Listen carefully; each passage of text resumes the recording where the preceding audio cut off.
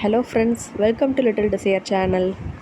இன்றைக்கி நம்மளோட சேனலில் ரெஸ்டாரண்ட் ஸ்டைலில் தஹி பன்னீர் கிரேவி எப்படி செய்கிறதுன்னு பார்க்கலாங்க. இந்த கிரேவி சப்பாத்தி, நான், பரோட்டாக்கெல்லாம் ரொம்ப நல்ல சைட் டிஷ்ஷாக இருக்கும்.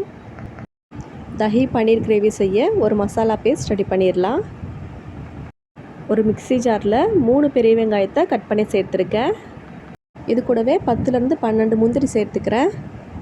1/2 டீஸ்பூன் சோம்பு, 1/2 டீஸ்பூன் சீரகம் சேர்த்துக்கிறேன்.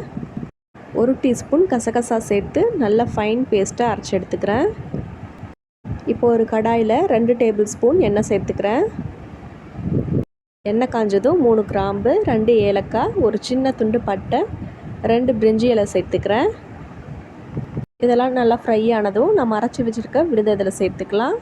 நம்ம அரைச்ச விழுதை சேர்த்துட்டு 1 டீஸ்பூன் இஞ்சி பூண்டு பேஸ்ட் சேர்த்துக்கிறேன்.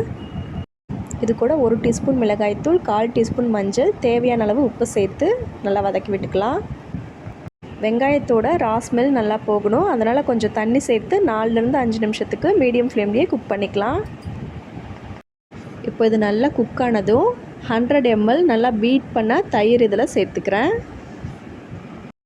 தயிரை மிக்சியில் சேர்த்தோ இல்லை விஸ்காலையோ நல்லா பீட் பண்ணி சேர்த்துக்கோங்க, அப்போ தான் நல்லா க்ரீமியாக இருக்கும். நம்ம தயிர் சேர்த்ததும் இதை இன்னும் ஒரு 4லேருந்து 5 நிமிஷத்துக்கு நல்ல கிரேவி கன்சிஸ்டன்சி வர வரைக்கும் வேக வைக்க போகிறோம். இப்போ இதில் கட் பண்ண 200 கிராம் பன்னீர் துண்டுகளை சேர்த்துக்கிறேன். இந்த கிரேவி மீடியம் ஃப்ளேம்லேயே 4லேருந்து 5 நிமிஷத்துக்கு நல்லா திக்காகி வரட்டும்.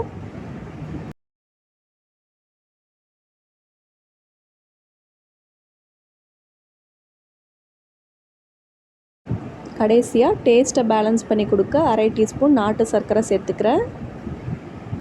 நல்ல ஒரு ஃப்ளேவருக்காக கசூரி மேத்தி 1 டீஸ்பூன் அளவுக்கு நல்லா க்ரஷ் பண்ணி அதையும் சேர்த்துக்கிறேன். அவ்வளோதான், ஸ்டவ் ஆஃப் பண்ணிவிட்டு இதை சர்வ் பண்ணிடலாம். சப்பாத்தி ரொட்டியோட ரொம்ப நல்ல காம்பினேஷனாக இருக்கும்.